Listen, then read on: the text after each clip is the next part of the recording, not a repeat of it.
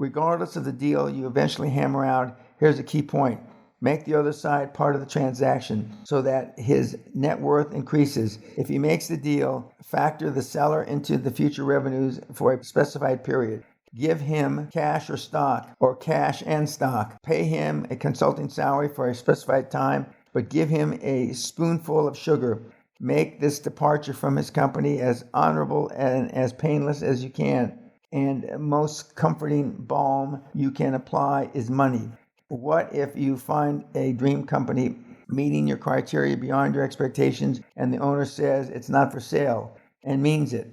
You may well move on to the next prospect, or you may employ a strategy Dan Pena uses on occasion, especially with companies that are in big trouble but are in denial vis-a-vis their real financial condition. Virtually every company in the business has debt.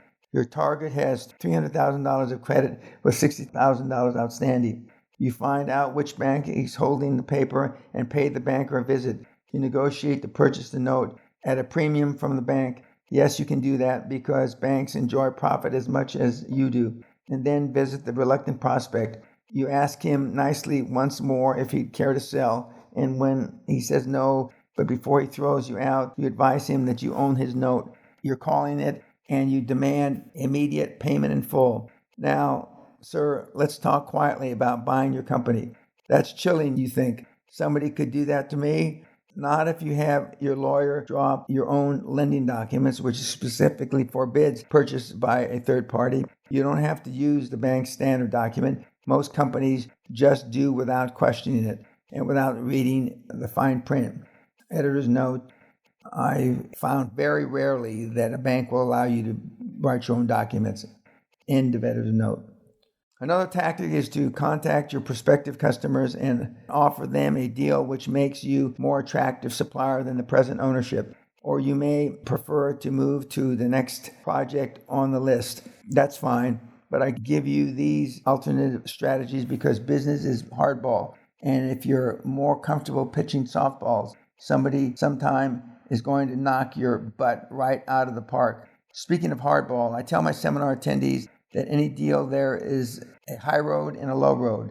You should always assume that the other side will take the high road, giving them the benefit of the doubt.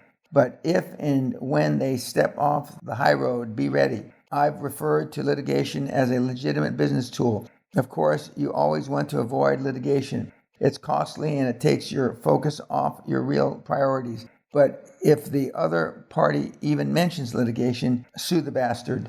Never threaten to sue, sue. That's because you want to be the plaintiff. The plaintiff gets 2 shots at the jury and picks the venue for the civil trial. How do I know? Dan Pena has been involved in more than 250 lawsuits over his career, and his record is 253 in U.S. and in England. So whether they just testing your resolve or maneuvering to stick it to you, instruct your lawyer to act quickly and decisively and with sufficient force of how to have them realize their miscalculation. Then resume negotiations. Doing your pre-purchase homework. After you got some prospective acquisitions identified on the type and size of business, take a look at the profit picture of each. You want a company which has shown increasing profits over the past 3 years. Look for a trend rather than a sudden spurt in profit. Comb through the books with a lice comb. Then invest in the acquisition audit by your accountants. Since it is a Big Four firm, they will have staff people who specialize in acquisition audits. If you have already made a tentative offer and your own audit indicates the offer is too high, adjust it. If your prospects protests, just tell them that he already knows that the numbers your audit revealed did not agree with the numbers to support your initial offer. Editor's note, all offers should be subject to due diligence and finance. And the initial audit before your Big Four or whoever your accountants are is done, you should have your dream team with your accountant and your lawyer that are on your board conduct a preliminary audit. End of editor's note. Your capital source, especially investment bankers, will want your annual return on investment after you take your salary and make debt payments to be about 35%. Regardless of where you get your funding, you should accept nothing less than an ROI of 20%. Of course, there are acquisitions you may consider that have no profit, but which you might be able to turn around. But I would be hesitant unless I had a couple of buyers tucked under my belt. All the answers you're looking for are not in the books. Books can be cooked and simmered to perfection. So begin your investigation immediately. Check court records for outstanding lawsuits, claims against the company or companies in which you have interest. Investigate the owner and senior management. Are they honest? Are they who and what they say they are?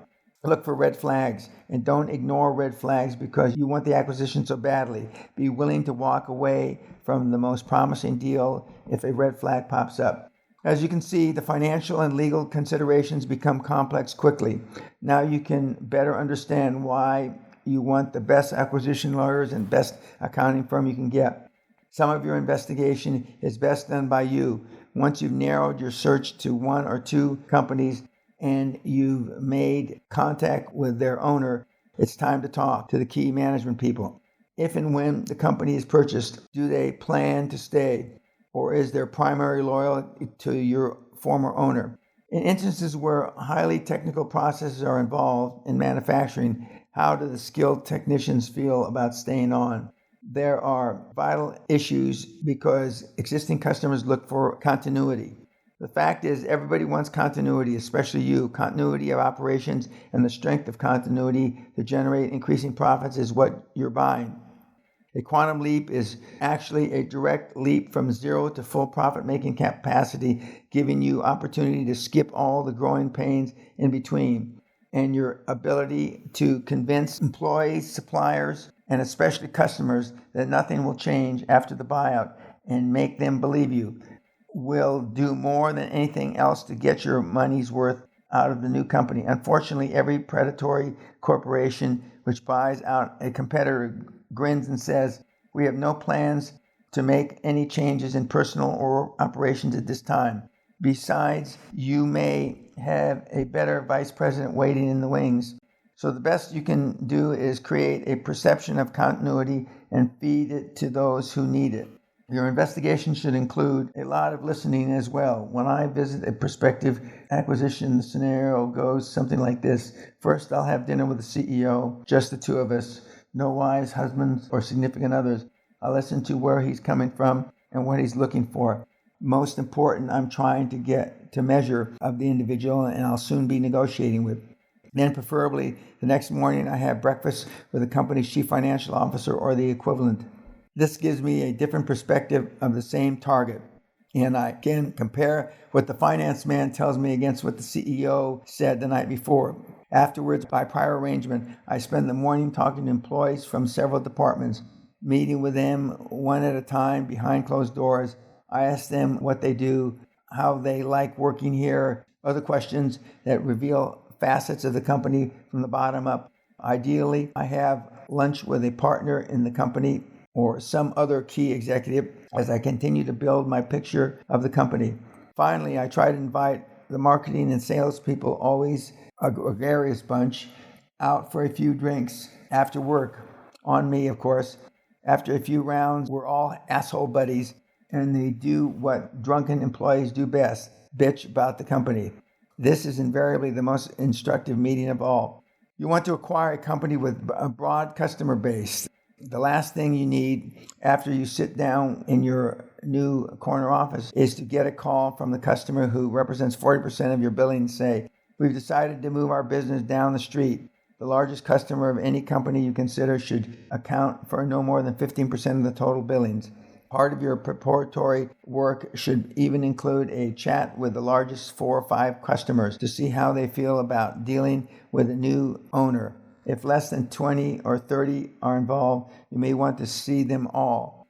I buy and operate companies wherever I find them, so I fly a hell of a lot. But I don't mind because my business life has always necessitated travel and procedures are geared, and my procedures are geared to working on planes, in hotel rooms, and by email. One day, you may feel as comfortable with out-of-town or out-of-state business ownership as I do. But right now, Your first acquisition should be local if possible. Otherwise, when the inevitable problems arise, commuting back and forth will become a colossal pain in the butt. If you have a family and want to keep them, it's even worse. Staying local not only means less traveling, it also puts you into business where you already know the market. You may already know some of the customers and where you're established in the business community. Finding the best acquisition target is not easy unless you happen to know somebody who knows somebody trying to sell exactly what you want to buy, or beginner's luck turns up a gem. You can expect your acquisition search to take 6 months or more. Even if you find your dream company the second day, you still need to validate it by looking for a lot of other companies. This process is important because you eliminate half of your problems when you select and go after the qualified target. But remember, the deal is either hot or it's not, period. You still have to investigate even the hottest deal. When you're satisfied with your investigations and the deal looks good on paper and feels hot, it's time to tie up and move to closure. I use the letter of intent, which spells out the specifics and gives me an option to buy at a certain price. My letter of intent concludes with a sense of urgency saying, in effect, please let us know as soon as possible or by such and such a date. If you do not intend to act, we can move on to our next choice. I don't use contracts because a letter of intent is just as effective and less intimidating to the prospect. At the same time, I have begun the search for my funding since I intend always to use other people's money. Let's buy a hypothetical company. We'll call it Rufus Electronics. My acquisition audit tells me this company is worth $10 million. I tell Mr. Rufus, who is looking forward to retirement, that I can pay him $9 million cash. After some requisite hesitation, he accepts my offer. Now all I need is $9 million, but I have it all worked out. Rufus Electronics has shown a fairly steady 3-year cash flow of almost $90,000 a month. That figure supports $60,000 per month debt. Based on the Pena rule of thumb, that cash flow should be about 1.5 times debt service. Since current cash flow determines debt level, my banker has determined Rufus Electronics can support roughly $720,000 annual debt service. At 10% of total debt, this figure in turn supports approximately $7 million of non-equity loan. And as always, to preclude escalating debt service, I try to borrow at a fixed rate. A good rule to remember is that the cash flow will not service the debt. You're paying too much. Of course, there are exceptions. A company that is losing money, but I really want to purchase Rufus Electronics and to demonstrate how to make the purchase without using my own money. So I'll need $2 million to cover the shortfall. What are my options? 1. Old man Rufus takes back $2 million in paper, a promissory note to pay him in monthly installments for a predetermined number of years. 2. I generously make Mr. Rufus part of the dream team with 12 or 15 or even 19% of the company still his based on my accountant's recommendation. I give him an office and an emeritus title and the reassurance that when I sell his former company, he shares in the profit, which might be even more than the paltry $2 million. This option is especially attractive for the Rufus Mooch heirs. 3. I find an equity player, a venture capitalist, who I'll give $2 million in return for maybe 30 or 40% of the company. In fact, the capital needed might be $2.2 million or $2.4 million to cover all the fees and professional expenses, and in many instances, a coupon at some fixed rate will have to be paid on the equity portion of the purchase.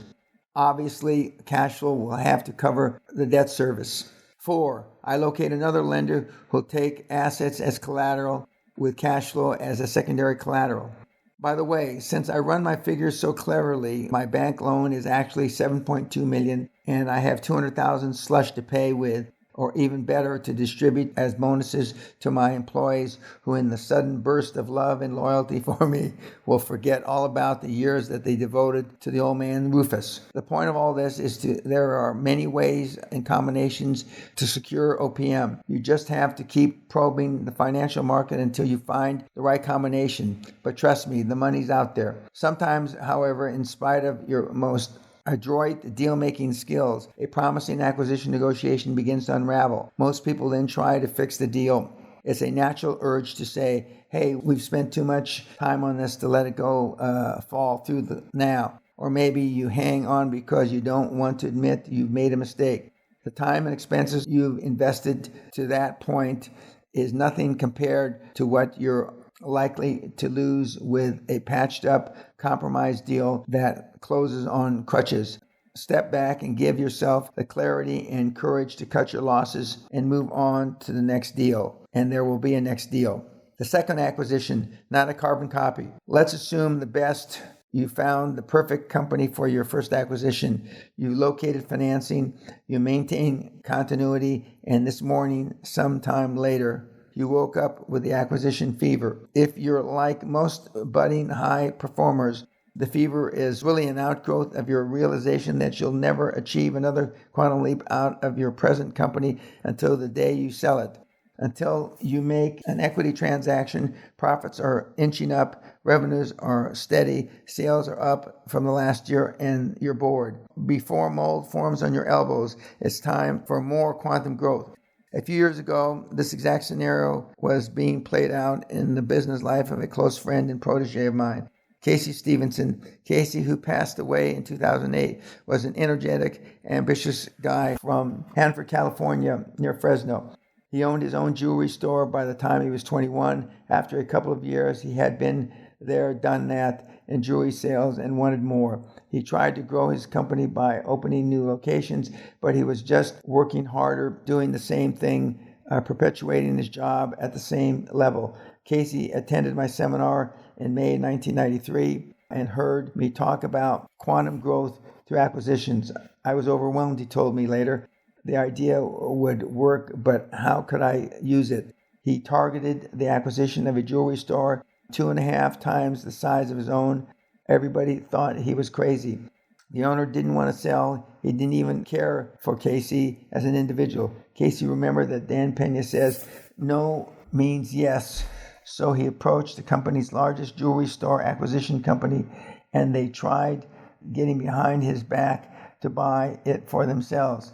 Casey wanted the store, so he finally made the owner an offer he couldn't refuse. In addition to the purchase price, the guy would receive 50% of the full profits during the first 90 days after the acquisition, when they would liquidate the assets. He made the seller a generous part of the transaction, soothed his pride with money, and the deal went through. Casey later wrote, in the following the same steps Dan Pena did when he was acquiring multi-million-dollar companies, I was able to purchase the oldest jewelry store in the state of California in just 3 months after attending Dan's seminar, battling against the biggest jewelry store acquisition company in the U.S., and without using any of my own money or taking on debt.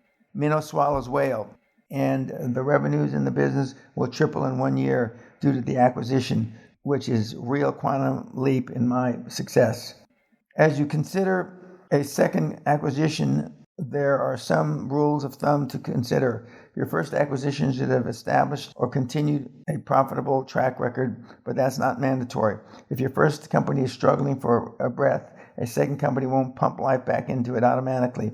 A good idea is to give the first company about 3 years of operation after your acquisition so that you and your CPA can make a qualified judgment about the long-term health. Also, during those 3 years, your first company will have had time to establish a reputation within the business community.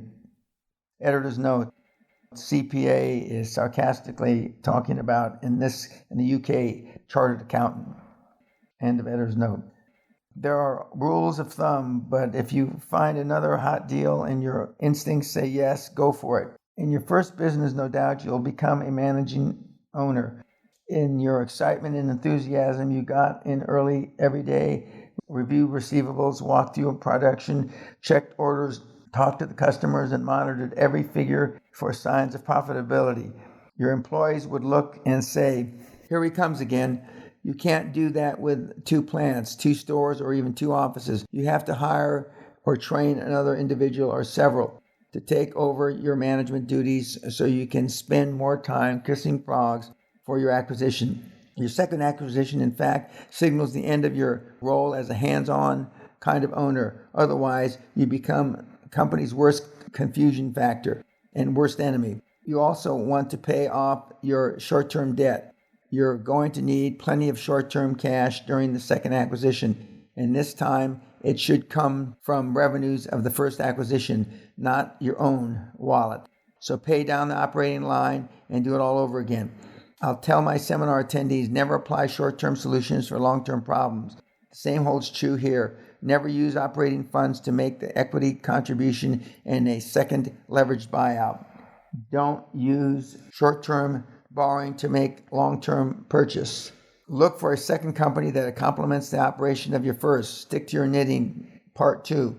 At Great Western, we stayed in the energy business, expanding only from oil and gas to coal, construction pipeline, and drilling and marketing.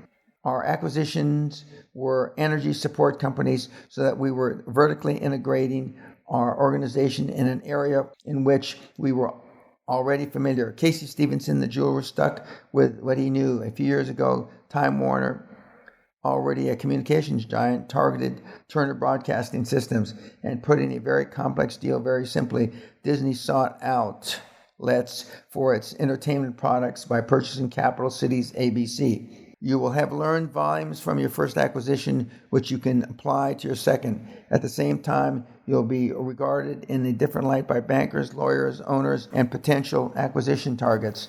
Your first time around, you were regarded as a novice and given slack and consideration for your lack of experience. This time, you may be regarded as a greedy capitalist reaching out to grab other men's dreams to extend your own. You may be met with suspicion, and every word you say or write will be examined for content and implied meaning. Your best defense is calm reassurance of your intent and the determination to remain fair to all parties. Once you're done a successful acquisition or two, an amazing thing will occur. Deals will start to seek you out. Accountants, lawyers, owners, and brokers will bring you deals because you're a proven player. The acquisition of a company, its development and improvement as a player in the marketplace, and its inevitable sale for millions in profit. That process has been, for me, the most exciting part of my career, and certainly the most profitable. I'm a committed frog kisser. I hunt for acquisition deals every day. I solicit deal proposals for consideration from those who attend my seminars. I'm always ready to participate in any deal which will help an enterprising individual make more money than he or she ever dreamed possible, and naturally make a bundle for myself. I encourage you to think beyond cost reduction and more sales. Adjust your thinking and your vision just 10% and look past day-to-day business banalities toward the chasm beyond. Go for your quantum leap with your acquisition of a company just waiting for your level of commitment and caliber of expertise. As Casey Stevenson said on the heels of his success, now I look at everything differently. I'm able to see opportunities, and there are lots of them around. I've got so many things coming at me now. People in the industry are calling me to buy their stores. It's phenomenal. Finally, when you get just a glimpse of your potential for success, qualified and measured by the flood of money into your own bank account, I guarantee with no reservation that you'll never, ever be the same again.